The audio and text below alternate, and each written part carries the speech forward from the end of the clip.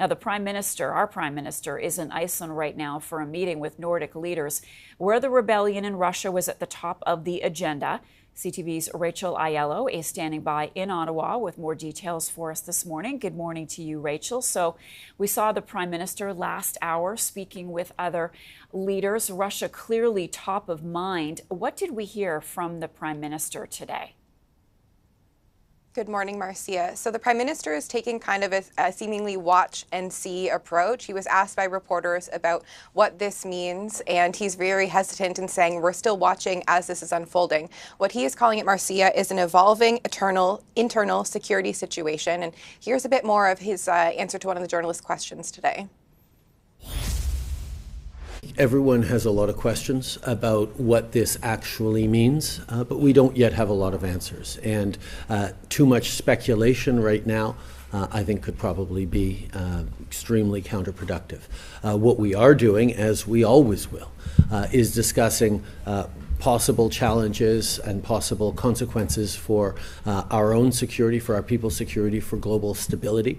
That is our highest preoccupation. It is obviously an internal issue for Russia to work through.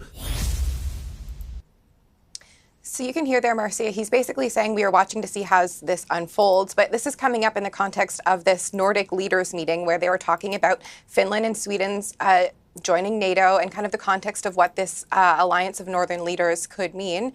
So this is obviously front of mind for them. Obviously on the way over as well, Marcia, he did speak with Ukrainian President Zelensky as well as U.S. President Joe Biden. So clearly this is a moment where world leaders are keeping in close contact and evolving, monitoring what is going on the ground in Russia. Okay, and we'll see how developments play out there today on that front. I also wanted to ask you about Sweden and also Ukraine seeking membership to NATO. And there was a bit of joking there at the end of that news conference last hour between the Prime Minister and some other leaders about who was the first to say that they wanted Sweden to join the fold. Where do things stand with new NATO members coming in?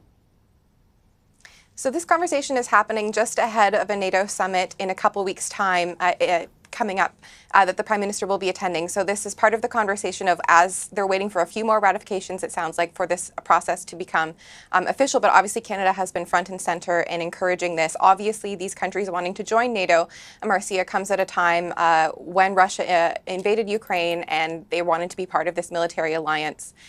In context of this Russian situation that we're watching unfold, the Prime Minister did also have an incident response group meeting over the weekend. So he convened ministers like Freeland, Joly, Blair, Mendicino, as well as some senior officials to talk about this. So they're kind of in a twofold position right now. The Prime Minister is in Iceland having these conversations with world leaders, and then presumably here back at home, there is a group of ministers and top officials kind of monitoring this as this unfolds, waiting to see what this means for the war in Ukraine, what this means for Russia, and if we'll hear a bit more clarity today, Marcia, on what's going on with Russian President Vladimir Putin.